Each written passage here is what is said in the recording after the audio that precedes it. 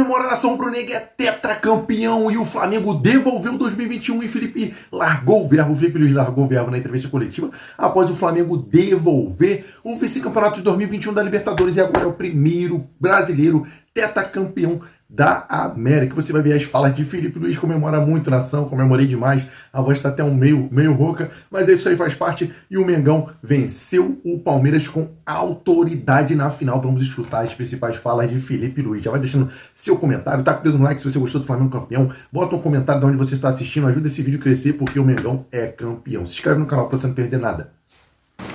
Felipe, Simon Ledo do Coluna do Fla, parabéns, né, pô, fazer uma nação inteira feliz hoje e fazer parte disso. A gente sempre fala que ter um treinador, torcedor, por mais que ele seja profissional, faz muita diferença por causa dessa paixão que você falou, que está toda envolvida no trabalho e toda a dedicação. Hoje, fantasticamente, assim, o Léo Ortiz não ia jogar e a gente morrendo de dor no coração de ele não poder jogar, e aí você foi lá, escolheu o Danilo e foi o cara que fez o gol do título. O que isso representa para você com relação assim, a essa a visão, né? A questão de ser um visionário com relação a escolher o cara que arrematou a partida? Bom, primeiro falar do Léo Ortiz.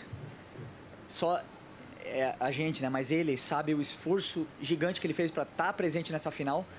E hoje de manhã eu conversei com ele e perguntei para ele o que ele estava sentindo, porque ele conquistou o direito a poder dizer para mim o que estava no coração dele naquele momento, como ele estava se sentindo para jogar. E ele falou que, claro, que ele queria jogar, mas que para ele era melhor, inclusive, ganhar sem jogar, porque a única coisa que ele queria era ser campeão. E se eu pensasse que ele podia atrapalhar a equipe por estar um mês parado, ele preferia que eu escolhesse o Danilo, mas ele deixou as escolhas na minha mão. Eu falei que sim, que a decisão no final das contas é minha, mas eu queria saber muito do sentimento dele. É um jogador que nos deu muito e no final jogou o Danilo, né? Que o Danilo, um jogador multicampeão por onde passou, Alexandro, Jorginho, se eu começar a falar aqui eu não paro mais, mas são jogadores que entram no campo, são cascudos, são campeões. Você sente que eles não estão jogando uma final, eles estão jogando um jogo comum, um jogo tranquilo, sereno, dominando todos os espaços. O jogo que o Varela fez, que o Léo Pereira. Então, assim, são jogadores muito importantes, diferentes, que fazem a diferença, né? Então, hoje a glória individual levou o Danilo pelo gol, mas, como bem teu companheiro falou, para mim, o mais importante é a equipe, né? E sem ela a gente não estaria aqui. Por exemplo, lembrar Gerson e Wesley, sem eles não estaríamos aqui onde estamos hoje, com certeza não. Pedro, não estaríamos aqui sem o Pedro. O Pedro é um jogador muito importante, esse título vai dedicado muito a ele por também tudo que ele fez pela gente e vai continuar fazendo. Felipe, boa noite. Gabriel Orfão, canal Paparazzo Rubro-Negro e Revista Placar. Parabéns pelo título. Felipe, claro que é difícil de falar de uma atuação individual num título tão importante como esse, mas um dos jogadores mais gritados pela torcida durante e depois do jogo, dos que mais correu foi o Varela. Queria que você falasse um pouco sobre a partida, talvez impecável, do Varela. E se puder falar também, você citou os garotos do Ninho no começo também, mas esse é o primeiro título da Libertadores do Flamengo sem um cara que foi seu amigo, de amigos de todo o grupo, que é o Denis. Como é que é conquistar também esse título pelo Denis? Obrigado. É verdade. O Denis, um cara muito especial. Sentimos muita falta dele e o legado dele será eterno no clube. O Varela fez um jogo extraordinário, imenso, né? É verdade que geramos uma situação para que ele tivesse mais tempo com bola, para que ele pudesse ser o jogador livre e em função do que pensávamos que o Palmeiras poderia nos oferecer de pressão, e ele aproveitou esse momento dele com bola, mas eu acredito que ele cresceu no jogo a partir de defender bem. A fase defensiva dele estava impecável e isso foi dando confiança para ele. E depois, cada minuto que passava era uma jogada mais espetacular que outra e para mim foi o disparado o melhor jogador em campo. Felipe, boa noite. Sidão Marinho da Litoral News. Você falou sobre o seu avô e eu durante a semana lembrava muito daquela foto que até na sua aposentadoria os torcedores levaram para o mosaico do Maracanã. E fico imaginando, né, o que seu avô estaria pensando neste momento, vendo o neto pela primeira vez disputando Libertadores sendo campeão, sendo campeão pela primeira vez disputando como treinador da Copa do Brasil, provavelmente também no Campeonato Brasileiro inteiro, e fazendo história no Clube do Coração, naquele clube que um dia ele te ensinou a amar. Você é o primeiro nome na história do Flamengo a levantar a Libertadores como jogador e treinador. Como está o sentimento do coração do Felipe Luiz, rubro-negro, tanto olhando para a infância, tanto para agora? Que a gente viu no final do jogo, né? Você caiu no gramado, chorou, abraçou o Boto, abraçou depois os auxiliares. Queria que você compartilhasse um pouco desse DNA rubro-negro que o seu avô passou neste momento aqui com a galera. Como eu falei, até é difícil falar porque eu me emociono, porque eu tenho ele muito presente. Comigo penso muito, converso muito com ele. E tenho certeza que ele está orgulhoso. Tenho certeza disso. Obrigado. Aí. Felipe, boa noite. Parabéns pela conquista. Você, em 2019, já tinha uma carreira consolidada na Europa, na seleção brasileira, família constituída na Europa, e até por essa herança do seu avô, uma rica herança de torcer pelo Flamengo, você optou por retornar ao futebol brasileiro. Queria que você fizesse essa retrospectiva, desde essa decisão, que foi uma decisão de vida de você, até chegar a essa conquista brilhante. Mauro Santana, do canal Mauro Santana. Bom, aí essa escolha tem muito a ver com a minha esposa, que me incentivou muito para vir para cá. E desde então nunca me senti mais vivo, mais desafiado, mais emocionado, mais com sentimentos vivos. E o Flamengo proporciona isso, né? Aqui a cobrança ela é infinita, mas a alegria também ela é equivalente, né? Então, desde que cheguei aqui no Flamengo, fui muito iluminado, como eu falei na coletiva depois do Racing. Antes de chegar aqui, o Flamengo tinha uma final de Libertadores, agora tem 5, tem 4 títulos. E vai continuar ganhando sem o Felipe, vai continuar ganhando sem o Arrasca, sem o Bruno, mas eu tenho certeza que o nosso passo por aqui foi muito válido, está sendo muito válido, está sendo muito valioso. E estamos deixando um clube muito melhor do que encontramos. Isso me deixa extremamente orgulhoso, porque eu cresci vendo o Flamengo também não na melhor das situações. Felipe, Vitor Nicolau, da Flamengo TV. Parabéns por mais essa Obrigado. conquista. Felipe, numa final entre duas equipes tão parelhas em investimento, em história na competição, né, em qualidade técnica, normalmente a gente espera que o jogo vai ser igualmente parelho, que as duas equipes vão iniciar com um plano de jogo de vitória, querendo a vitória a qualquer momento. No primeiro tempo, o que eu pelo menos percebi foi um Palmeiras picotando o jogo, gastando muito tempo, pressionando a arbitragem, e o Abel na coletiva ainda reclamou da arbitragem. Você acha, no segundo tempo, depois do gol do Flamengo, que vinha amassando, o Palmeiras, naquele seu estilo de bola longa, teve uma grande chance, poderia ter empatado, o futebol pode ser jogado. Mas você considera que, diante de tudo isso que a gente falou, hoje saem 2 vencedores daqui, o Flamengo e o futebol? O Flamengo, sim.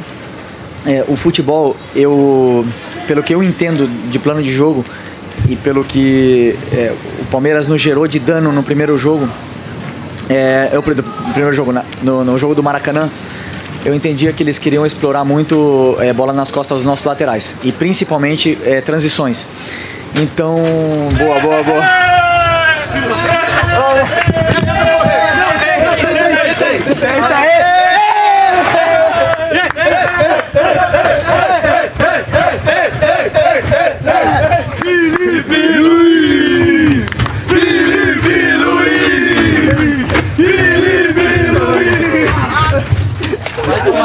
Cuidado.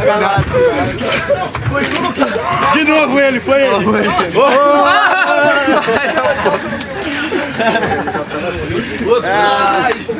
Você gostou, né? Cuidado. Calma, Flávio, cuidado. Alcunha, pô, alcunha. Tá gelado, Felipe.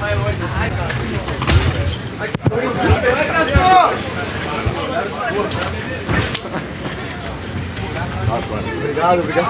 Não, Felipe.